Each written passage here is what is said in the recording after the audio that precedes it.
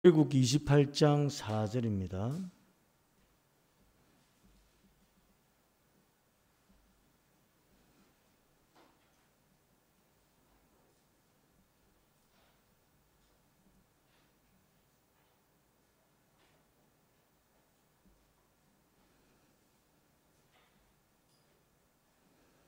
출애굽기 28장 4절 말씀.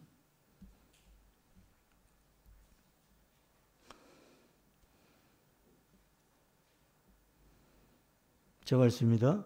그들이 지을 옷은 이러하니 곧 흉패와 에봇과 겉옷과 반포 속옷과 관과 띠라. 그들이 내 형 아론과 그의 아들들을 위하여 거룩한 옷을 지어 아론이 내게 제사장 직분을 행하게 하라. 아멘. 오늘 28장은 제사장 옷입니다. 제사장 옷. 우리 출애굽기 한번 장절 제목 한번 같이 보겠습니다.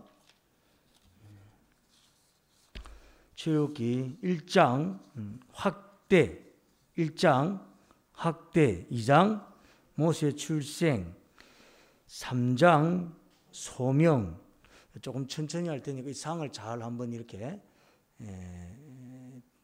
떠올리면서 4장 애굽 귀환, 5장 모세와 바로 만남, 6장 언약, 7장 피재앙, 8장 개구리 이 파리 재앙, 9장 돌림병 악성종기 우박재앙, 10장 메뚜기 흑암 재앙, 11장 장자 죽음 예고, 12장 첫 유월절, 13장 출애굽, 14장 홍해, 15장 성리노래, 16장 만나, 17장 아말렉 전쟁, 18장 이드로 조언, 19장 시내산 도착, 20장 십계명, 21장 종살인 과실, 22장 손해배상, 23장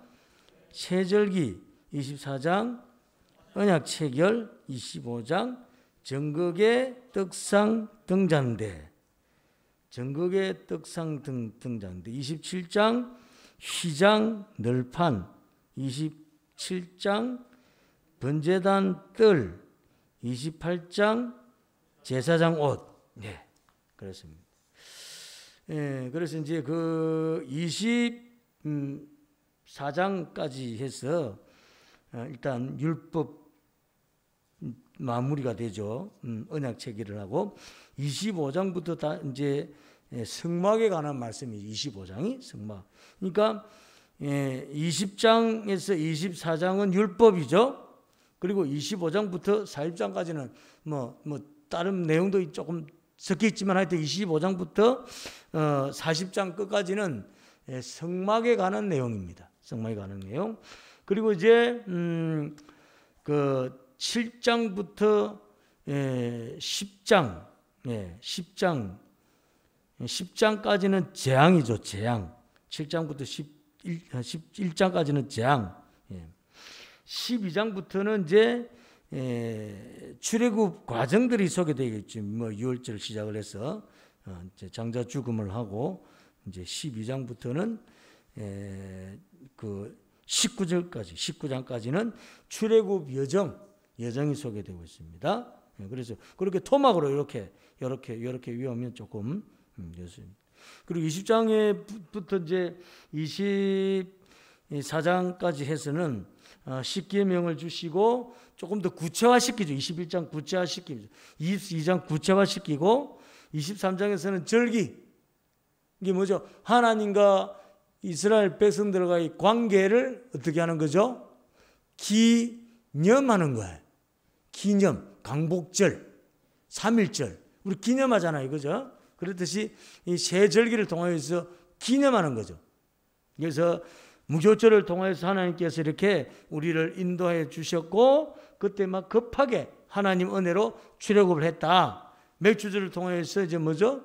이렇게 이제 이렇게 농사를 할 수 있도록 하나님께서 도우시고 풍성한 열매를 허락하시고 수장들은 그 열매 거두어서 농사하지 않을 때도 평안하게 살게 해주셨다. 그래서 세절기를 이렇게 지키는 거죠.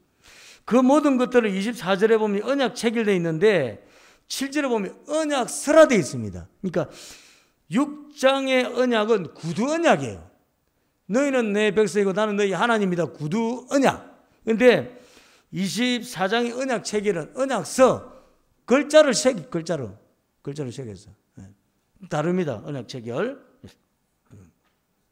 그리고는 이제 말씀을 통해서 언약 체결 땅 하나님 백성으로 라인을 딱 긋죠. 너희를 이제 나와 언약을 맺은 나의 자녀 백성이다 하고는 그럼 언약의 백성을 하나님 만나려면 어떻게 되는가? 성막에서 만난다는 거죠. 너희들은 나를 만날 자격이 생겼다는 거죠. 이제는. 그래서 성막, 나와 너희들이 만나는 그 성막을 어떻게 만들 것이냐, 뭐 이런 내용들이 쭉 소개되고 있는 내용입니다. 예. 따져보면 사실은 출애굽기가 그렇게 어렵게 내용이 구성되어 있지는 않습니다. 자, 우리 잠시 오늘 그 옷 들어가기 전에 우리 또 한 주간 내내 또 지내다 보면 잊어버리지 않습니까? 그래서 우리 성막 그림부터 해서 같이 잠시 조금 피드백하고, 이걸 피드백하면 할수록 좋습니다. 우리 성막 그림이 이제 나오는데요. 자, 성막 그림 같이 보고 있습니다. 그렇죠? 전체 이제 성막이죠. 성막이, 요건 뭐죠? 요거는 성소죠. 성소, 지성소 이렇게. 성막하고 성소 이렇게 나오죠. 이쪽 방향이 무슨 동쪽, 서쪽, 북쪽, 남쪽 이렇게 되죠. 그죠? 요 길이가 몇 미터였죠?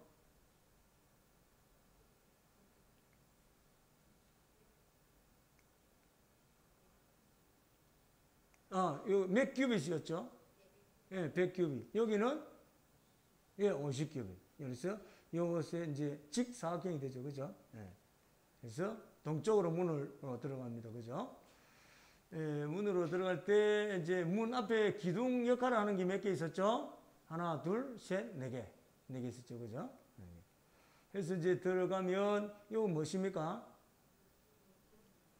뭐요? 번제단. 무엇으로 만들어져 있습니까? 예, 조각목으로 만들어서 무엇을 덧칠했습니까? 예, 노스로. 이건 뭐죠? 예, 물두멍이죠. 물두멍. 이거는 재료가 뭡니까? 이건 노시입니다. 그죠? 그래서 제단에 재물을 죽여서 이렇게 해가지고 이제 깨끗하게 씻고 들어간다는 거죠. 예. 그래서 다음 글이 들어갈 때 성소 입구 기둥이 몇 개였죠? 성소 입구 기둥이 몇 개? 5개. 그렇죠? 지성소와 성소 사이에 기둥은 몇 개였습니까? 4개. 맞죠? 혹시 제가 틀릴 수 있으니까 여러분도 확인해 가면서. 요거 제가 나중에 개요를 다 하고 난 뒤에 정리를 쭉 해가지고 우리 수요일 오신 분들에게는 나누어 드리겠습니다. 그러니까 그래 하시고 일단 배우는 거. 그리고 이제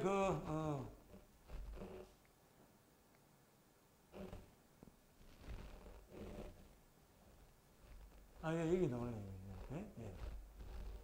이 영상실이 센스 있는데, 이렇게 입구가 뭐죠? 9m. 전체가 22.5m인데 50큐빗인데 여기가 20큐빗에서 여기 15큐빗, 여기 15큐빗 이렇게 되죠. 그래서 입구는 9m인데 기둥은 하나, 둘, 셋, 네 개, 여기는 하나, 둘, 셋, 네 개 이렇게 됩니다. 그 다음 이제 성소 이렇게 해서 20큐빗, 10큐빗에서 30큐빗. 그렇죠? 여기가 10큐빗. 성소는 직사각형이죠. 20큐빗, 10큐빗. 또 지성소는 정사각형 10큐빗, 10큐빗. 그렇게 되어 있죠. 그래서 입구 기둥이 5개, 기둥 4개 이렇게 되어 있습니다. 그죠? 그래서 이제 들어가면은 이제 여기에 이게 뭐죠? 분향단이죠. 분향단. 예. 이쪽은 진설병떡, 요거는 상, 요거는 등잔대 있죠. 그 휘장을 열고 들어가면 여기에 뭐가 있습니까? 예, 법계, 언약계가 있죠. 증거계가. 그 덮계를 뭐라 그러죠? 예, 속죄소. 그 속죄소에 하나님께서 임재하셔서 대제사장이 만나죠. 만날 때 언제 만나는지는 이야기 아직 말씀이 안 나왔죠. 1년에 한 번 들어가는데 언제 들어갔냐면은 대속죄일에 들어갑니다. 그건 나중에 좀 더 뒤로 가면 이제 나오는데, 예, 그때 한 번 딱 지성소 들어갈 수가 있습니다. 다음 그림. 네, 그래서 이제 성막을 덮고 있는 덮개죠, 덮개. 예, 덮개. 예. 그래서 맨 첫 번째 덮개 뭐로 만들어져 있습니까? 청색, 자색, 홍색, 그리고 가늘게 꼰 배실. 그 다음은 이거는 두 번째 제2앙장은 예, 염소털. 제3앙장은 수장 가죽. 예. 제4앙장은 해달 가죽. 이렇게 해서 이제 해달이 이제 물에 강하다. 물에 강한 건 아니라 모래바람이 다 막아주는 거예요. 그래서 이제 해달 가죽을 맨 위에다가 있습니다. 그 다음은 이거는 오늘 지나서 하겠습니다. 그 정도 계율을 하시고 같이 하도록 하겠습니다. 그래서 오늘은 이 옷에 대한 말씀인데, 옷에 대한 말씀을 조금 이렇게 설교를 좀 나누고 나중에 말씀을 하나님 말씀을 가지고 같이 한번 더 분석해 가도록 하겠습니다. 우리가 이제 옷은 대개는 뭐로 이해하고 있느냐 하면은 패션으로 이해합니다. 패션 뭐 이게 이제 유행이다. 유행 그 이제 유행 따라 또 계절 따라 이렇게 입는 것이 옷이지 않습니까? 그래서 어떤 옷을 입느냐에 따라서 그 사람이 규정되는 경우가 많습니다. 그래서 저 같은 경우도 뭐 이렇게 설교를 할 때 뭐 이렇게 뭐 다른 이렇게 조금 뭐 앞서간다 할까요? 조금 자유로운 교회라 할까요? 그런데 이렇게 하나 입고 티 하나 입고 설교를 하는 경우도 있습니다. 그렇게 하면 우리 중에 많은 분들이 설교가 귀에 안 들어옵니다. 그 복장이 불량해서. 무슨 목사님이 그냥 강대상에서 설교를 하는데 뭐 이렇게 옷을 무슨 티 하나 입고 올라와가지고 설교를 하신다. 이러면 설교 내용은 안중에도 없고 그냥 그 티만 신경 쓰이는 거예요. 티만. 그래서 또 뭐 이렇게 뭐 단추가 또 떨어졌다. 그럼 그것도 신경 쓰이는 거예요. 넥타이가 삐뚤어졌다. 그거 신경 쓰이는 거예요. 그러니까 이게 이제 제가 목욕실에 나오면 입구에 거울이 있어요. 제 방 안에 입구에 거울이 있습니다. 나올 때 문 열고 나올 때 한번 보고, 그 다음 또 여기 와서 저기 또 샤워독실에 거울이 하나 더 있어요. 그거 한 번 더 비춰봅니다. 또 비춰보고. 뭐 잘생긴 제 얼굴을 보는 게 아니라 복장이 흐트러져서 우리 성도들이 이렇게 설교에 마음이 빼앗길까봐 한번 제 자신을 점검하는 거예요.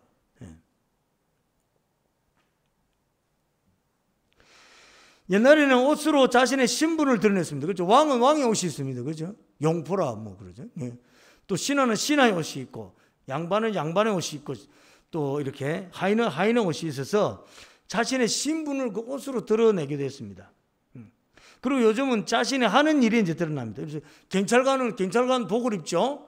그래서 경찰관 복을 입기 때문에 그 어떤 통제의 차들이 다 따르죠. 그러니까 뭐 이렇게 뭐 20대 초반에 아직 젊은 뭐 잘 모를 것 같은 경찰관이라 할지라도 지시하면 따릅니다. 그 뭐 50, 60 뭐건 이렇게 아니면 뭐 이렇게 뭐 부자 뭐 많이 배운 사람이라 할지라도 그 경찰관이 여기 지시 따라 서라면 서는 거예요. 그 옷에 따라서 통제가 되어지는 거예요. 옷에 따라서. 군인은 또 군복을 입고 그랬어요. 비행기 조종하는 사람 그에 맞는 옷을 입고, 또 운동을 하는 분은 또 운동에 맞는 그런 옷을 입죠.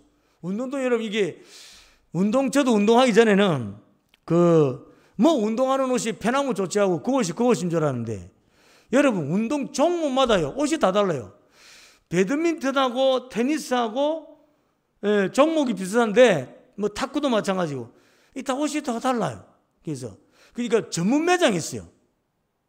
배드민턴 전문 매장에 가서 배드민턴 옷을 사는 거예요. 육상 가면 육상, 골프하면 골프 이렇게.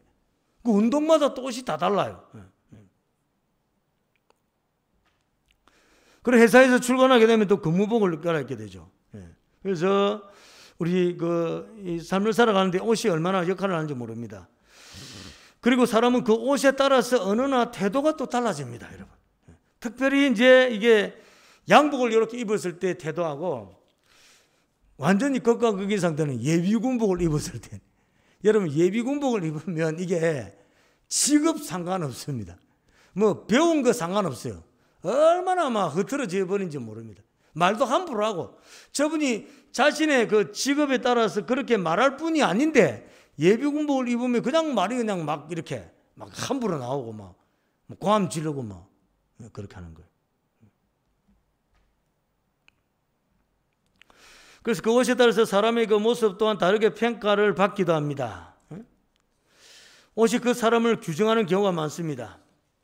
제대로 옷을 잘 갖춰 입으면 옆에 사람들도 조심하죠. 그런데 옷을 허술하게 입으면 사람들도 조금 허술하게 대합니다. 무시를 당하기도 해요.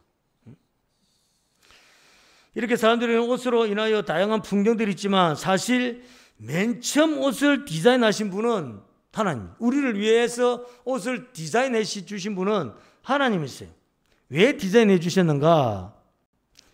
사람이 최초로 옷을 입게 된 것은 죄로 인함이죠. 아담과 하와가 죄를 짓고는 어떻게 하게 됩니까? 이렇게 창세기 3장 7절에 보니까 이에 그들이 눈이 밝아져 자기들이 벗은 줄을 알고 무화과 나무 잎을 엮어 치마로 삼았더라. 무화과 나무 잎을 이렇게 엮어가지고 치마로 삼았다는, 치마로. 범죄함으로 인해서 눈이 밝아져서 수치가 보이는 것입니다. 그런데 무화과 나무 잎으로 만들었더니 옷이 어떻게 됩니까? 옷이 떨어지잖아요. 그 나무 잎이 무슨 힘이 있습니까?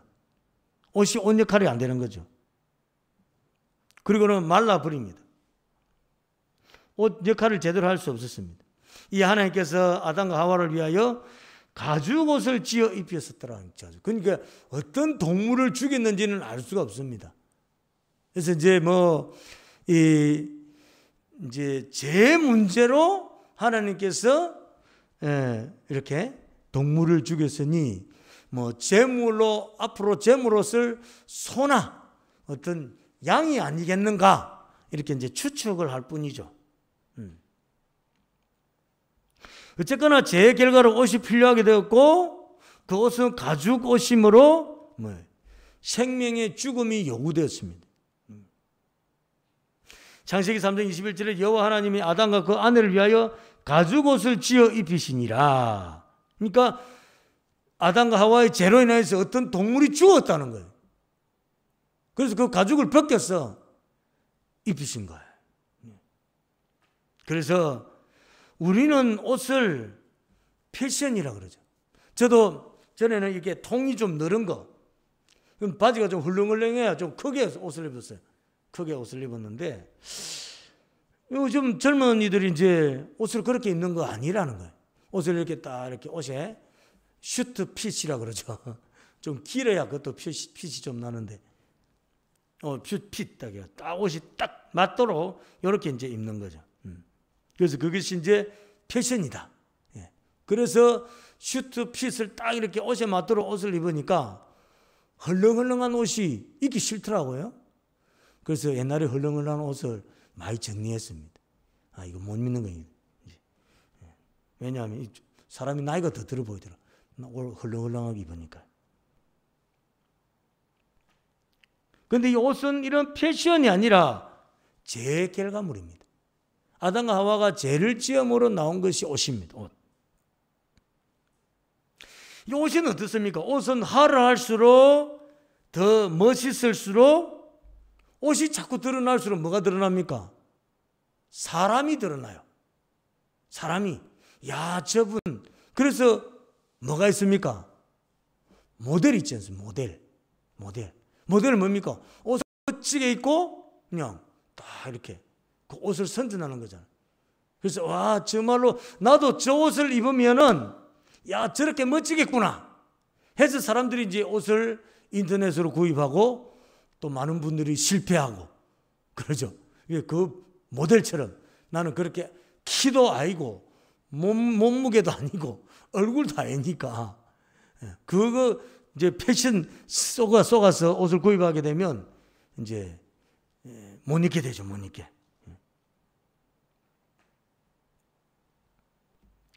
그래서 이렇게 옷이 드러날수록 사람이 드러납니다. 그러나 사실은 옷으로 죄를 생각하는 사람은 없습니다. 그런데 옷은 제 산물인데 죄를 생각하는 사람은 없습니다. 옷으로 수치를 가립니다. 옷이 패션이 됩니다. 그렇다고 옷으로 죄를 가릴 수는 없습니다. 사실 어려운 얘기는 하지만은 성도된 우리는 옷을 입을 때마다 인간의 나의 죄를 위해서 예수님께서 십자가에 죽으셨구나. 사실 이 묵상을 할 수 있어야 되는데 솔직히 이야기하면 저도 안 됩니다. 그런데 옷은 제 결과물이라는 거예요. 제 결과물. 창세기 37장 3절에 보니까 요셉은 노년에 얻은 아들이므로 이스라엘이 여러 아들들보다 그를 더 사랑함으로 그를 위하여 채색 옷을 지었더니 채색 옷을 지었더니 어떤 성경 또 다른 부분을 찾아보니까 이 채색 옷은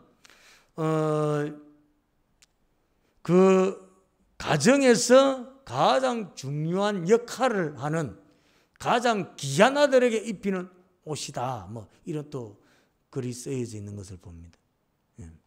그리고 실제로 이 채색 옷을 입은 요셉이 나중에 어떻게 됩니까? 장자 노릇을 하잖아요. 그래서 이 요셉으로 인해서 온 식구들이 다 먹고 살게 되잖아요. 그래서 나중에는 어떤 일이 일어납니까? 이스라엘의 지도자가 누가 됩니까? 에브라임 지파가 돼요. 요셉의 아들이 북이스라엘의 장자권을 지키지 않습니까? 남쪽 유다, 북이스라엘 에브라임 이렇게 되지 않습니까? 그래서 그거 출발이 어디냐? 이게 이제 야곱이 요셉에게 입힌 채색 옷부터 시작이 됐다는 거죠. 이미 그걸 암시를 하고 있다는 거예요. 암시를. 그래서 집에서 아버지가 주신 이 채색 옷을 요셉이 입고 있을 때는 아무 문제가 없었습니다. 고사질해도 형님들이 함부로 못했습니다. 매꿈을 꾸고 막 이야기해도 함부로 못했어요. 아무런 문제 없었습니다. 그런데 창세기 37장 23절에 요셉이 형들에게 이르매 그의 형들이 요셉의 옷 곧 그가 입은 채색 옷을 벗기고 그러니까 이 채색 옷을 벗겨지거나 하여튼 벗는 순간부터 이제 어떻게 됩니까? 요셉의 고난이 시작이 됩니다.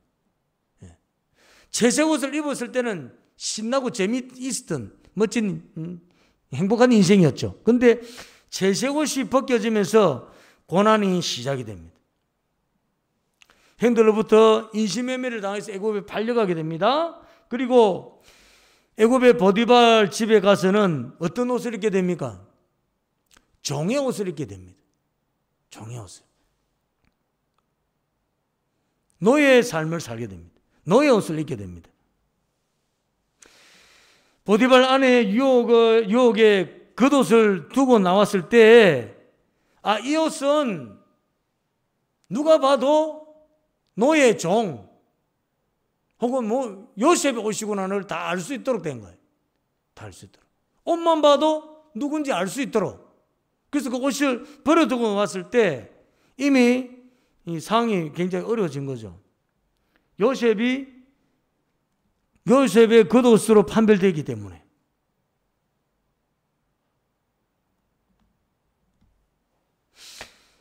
창세기 39장 12절에 그 여인이 그의 옷을 잡고 이르되 나와 동침하지 그러나 요셉이 자기의 옷을 그 여인의 손에 버려두고 밖으로 나가매 옷이 보디발 아내의 손에 빼앗기게 됨으로써 이 굉장한 위기에 이제 취하게 되죠. 그야말로 요즘 말로 하면 빼박이 돼, 빼박이. 빼도 박도 못하게 된 거죠. 여인이 요셉이 그의 옷을 자기 손에 버려두고 도망하여 나감을 보고 그가 나의 소리 질러 부름을 듣고 그의 옷을 내게 버려두고 도망하여 나갔느니라. 뒤집었습니다. 완전히 뒤집습니다. 그리고는 요셉은 이 일로 인하여서 감옥에 갇히게 되면서 종과 노예 옷을 벗고 어떤 옷을 입게 됩니까? 제수복을 입게 됩니다. 제수복을. 세월이 지난 후 바로의 왕 꿈을 해석해 줌으로써 다시 애굽의 총리가 됩니다. 그리고는 제수복을 벗고 어떤 옷을 입게 됩니까? 총리의 옷을 입게 되죠. 창세기 41장 41절에 보니까 바로가 또 요셉에게 이르되 내가 너를 애굽의 온 땅에 총리가 되게 하노라 하고 자기의 인장 반지를 빼어 요셉의 손에 끼우고 그에게 세마포 옷을 입히고, 총리의 옷을 입히는 거예요. 총리의 옷을.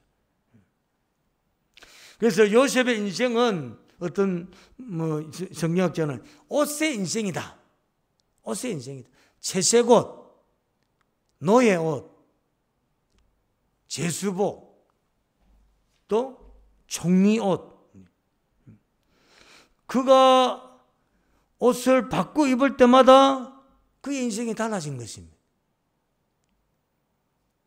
그러나 요셉의 믿음은 자신이 어떤 옷을 입고 있냐에 따라서 변하지 않았습니다. 옷을 바꿔 입을 때마다 상황은 달라지고 환경은 달라졌지만은 요셉의 믿음은 달라지지 않았다는 거예요. 이게 중요한 포인트입니다, 여러분. 우리는 옷을 바꿔 입으면 우리의 격이 달라지고 우리의 모습이 달라지니까 우리의 믿음의 모습이 달라지는 경우가 많습니다. 믿음은 달라지지 않았습니다. 그가 종의 옷을 입어도 제수 옷을 입어도 변함 없었습니다. 총리 옷을 입었을 때도 변함이 없었습니다. 변함이 없었습니다. 그가 총리로서 행제관들에게 왜 나를 인신매매를 해서 팔았냐고 복수하지 않았습니다. 오히려 온 식구들을 데리고 와서 어떻게 합니까? 하나님께서 나를 앞서서 애굽에 보냈다고. 아무 걱정하지 말라고. 내가 복수할 일 없다고.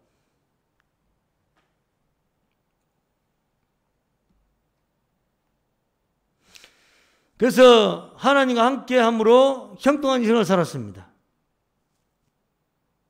그래서 우리가 어떤 옷을 입냐가 중요한 것이 아니라 어떤 믿음을 소유하고 있느냐가 중요한 것입니다. 변함없는 믿음을 소유하기 때문에 결국은 총리 옷으로 하나님께서 결과를 보게 하시는 것입니다. 총리 옷 하나로 끝났습니까? 요셉을 인해서 자신의 식솔들을 다 먹여 살릴 뿐만 아니라 애굽 나라도 든든히 세웠습니다. 그리고 나중에는 이스라엘 백성들이 4대 후에 큰 민족을 이루어서 출애굽할 수 있는 토양을 만들어 준 것입니다. 그런 믿음을 가지고 있으니까 하나님께서 어떻게 하십니까? 그런 일들을 이루어가는 거예요. 가솔들을 먹여 살릴 수 있도록 애굽 온 나라를 요셉의 지혜대로 방법대로 통치가 되고 또 그 이스라엘을 큰 민족으로 또 세워가시고 그 출발점이 요셉입니다.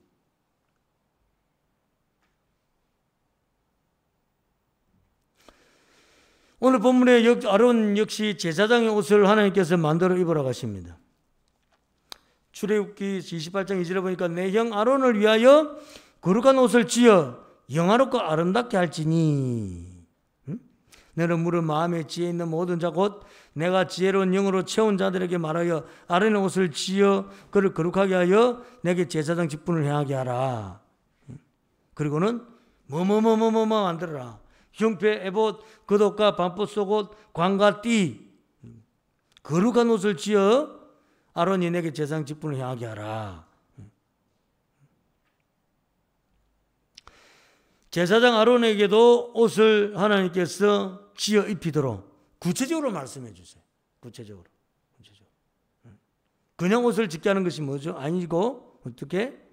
내가 지혜로운 영으로 채운 자들에게 말하였어. 하나님의 특별한 지혜를 받은 사람들을 통하여서 옷을 만들게 한 것입니다. 그리고는 그 옷을 입고는 다음에 뭘 하게 됩니까? 제사장 직분을 행하게 하시는 거예요. 옷을 입혔어. 하나님께서 옷을 입혔어요. 그리고 언제 제사장 직무가 끝나는가? 민수기 20장 26절에 보니까 아론의 옷을 벗겨 그의 아들 엘르아살에게 입히라. 아론은 거기서 죽었어. 그 조상에게로 돌아가리라. 제사장 직분이 끝나는 날 옷을 다 벗기는 거예요. 가죽옷을 태초에 그 아담과 하와를 통하여서 가죽옷을 지어 입힙니다. 그것은 하나님께서 아담과 하와의 죄의 모습을 가르쳐주셨습니다. 제사장 옷을 통하여서는 죄의 문제를 해결하시는 모습을 볼 수가 있습니다. 죄의 문제 해결을 위해서 제사장을 옷을 입혀서 제사를 직분을 행하게 하는 것입니다.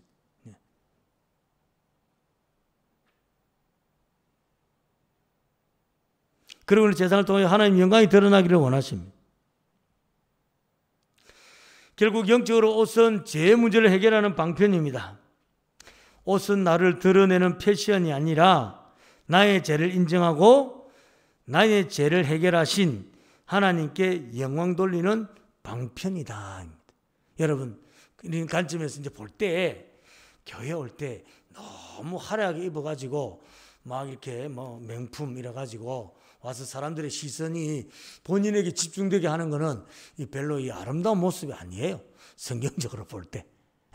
그냥 딱 깔끔하게 단정하게 저분은 하나님께 예배 드리러 왔구나. 참 정갈하게 입고 왔구나. 신을 신고 왔는데 무슨 뭐 50만 원짜리 100만 원짜리 뭐 그보다 더 비싼 옷이 있는지 모르겠지만 양복을 입고 왔는데 뭐 600만 원, 700만 원 하는 양복을 입고 그렇게 하면 그건 별로 아름다운 모습이 아니에요. 비싸면요, 이 양복을 제가 이렇게 입어보니까 비싼 거는요, 이 태가 딱 나요. 희한하더라고요. 양복도 태가. 그래서 저는 혹시 이제 이제 이런 거 있는데 그 수수한가? 수수한 거. 뭐 어떻게 수수한 거냐? 지난해 거죠, 지난해 거. 올해 신상품은 비싸요. 한 해 지난 거 우리는 모르거든요. 이거 한 해 지난 거 샀거든요. 옛날에 요때 살 때 이렇게 뭐에서 2015년도에 옷을 사러 가면 작년 옷 주세요 하면 작년 옷 줘요. 작년 옷. 작년 옷은 한 10만 원 이상, 15만 원 정도 디스카운트 합니다. 아무도 몰라요, 여러분. 내가 옷을 얼마나 좋은 거 짜고 좋은 거 비싼 거 있는 거 여러분 압니까? 모르는데. 팁이에요, 팁. 올해 신상 넣으면요, 그냥 50에 30, 40 가는 거예요. 40, 50 가는 거예요. 근데 작년 거 주세요 이렇게 하면 좀 싸게 10만 원 디스카운트해서 옷을 살 수 있습니다. 뭐 예배 드리는데 문제가 있습니까? 작년 옷이든 올해 옷이든. 근데 중요한 건 뭡니까? 중요한 거. 옷을 통해서 내 뭐 이렇게. 그래서 옷을 입고 왔는데 다른 성도들이 내 옷에 대해서 너무 칭찬하면 약간 죄의식을 가지게 됩니다. 오늘 하나님이 드러나야 되는데 내가 드러났구나. 이해되시죠? 내가 드러나면 안 돼. 예배 드리러 하나님께 영광 돌리러 왔는데 내가 떡 드러나가지고 아이고 뭐 이 옷이 이렇게 좋고 딱 비싼 거 표가 나거든요. 마음으로도 그런 마음으로도 아이고 옷 진짜 좋네. 요새 좀 잘 나가는가 봐. 이런 무슨 뭐 다른 사람 보는 사람도 마음이 어지러워요. 저분은 정갈하게 옷을 단정하게 입고 와서 딱 예배 드리러 왔구나. 그런 생각이 들어요. 너무 옷을 또 허접하게 입고 막 이렇게 입으면 또 마음이 삐약해요. 뭐 예배 드리러 뭐 저래 옷을 입고 왔노. 그럴 수도 있으니까 딱 깨끗하게 이렇게 다림질 잘해서 그렇고 입고 오면 됩니다. 단정하게. 단정 1번이에요. 화려함이 아니고 단정함. 누가 봐도 예배자의 옷처럼 그렇게. 왜냐?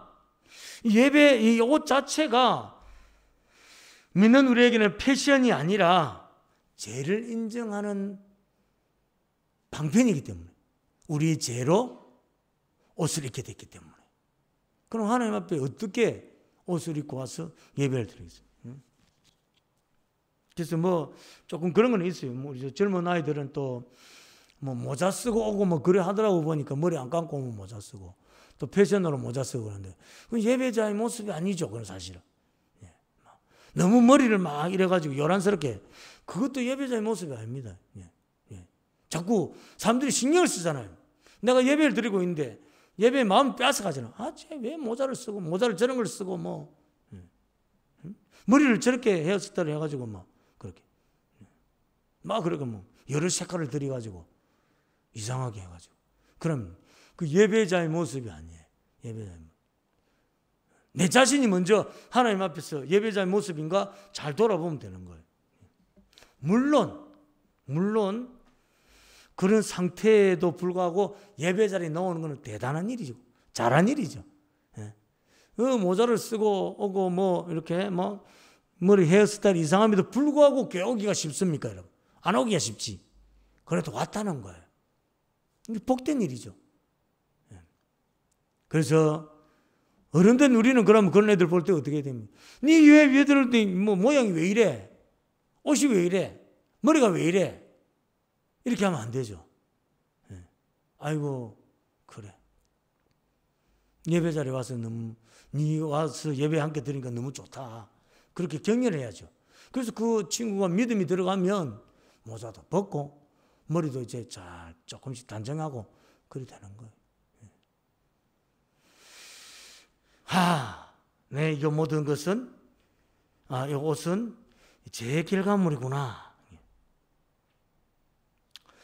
그래서 옷은 나를 드러내는 패션이 아니라 나의 죄를 인정하고 나의 죄를 해결하신 하나님의 영광을 드러내는 방편입니다. 그리고 로마서 13장 14절에 이런 말씀이 있습니다. 오직 주 예수 그리스도를 옷 입고 정욕을 위하여 육신의 일을 도모하지 말라. 우리로 하여금 예수님 옷 입으라는 거예요. 예수님 옷. 그래서 정욕, 육신의 일 도모하지 말라. 예수님 옷 입고. 예수님 옷 입으라는 말은 무엇입니까?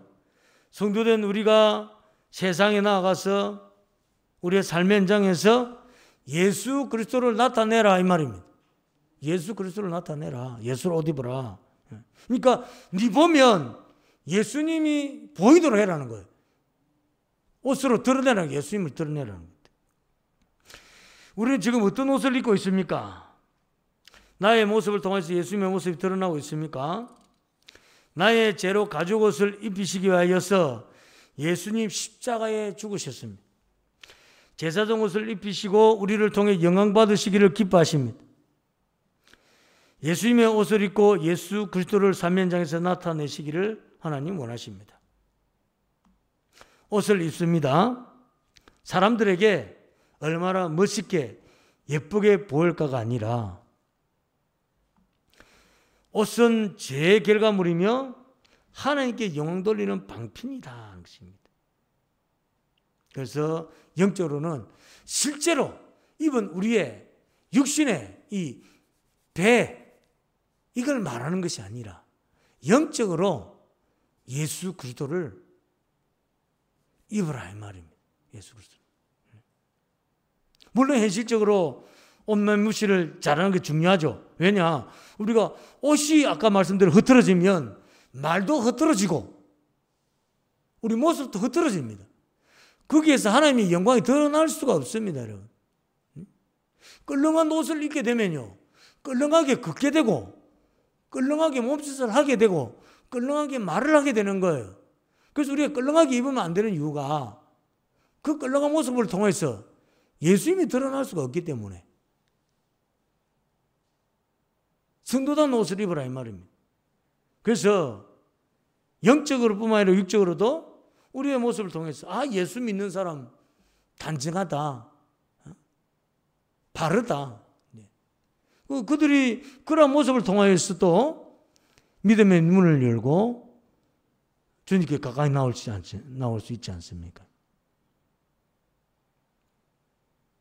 우리의 옷은 죄의 결과물인 줄 알고 하나님께 영광을 돌리는데 사용해야 됩니다. 옷을 입고 일상을 살아갈 때 예수 그리스도를 드러내며 예수 그리스도를 옷 입는 것입니다. 그리고 하나님께서 원하시는 삶을 살아가는 저 우리 성도들 되실 주님 이름으로 축원합니다. 은혜 감사합니다. 주님, 오늘 제사장 옷을 묵상하기 이전에 우리 자신의 옷을 한 번 더 돌아보기를 원합니다. 현실에 내가 어떤 옷을 입고 있는가? 우리 이거 너무나 중요하게 여깁니다. 근데 말씀을 쫓아서 우리가 묵상해 볼 때 옷의 출발은 패션이 아니었고 죄였습니다. 오늘도 우리 자신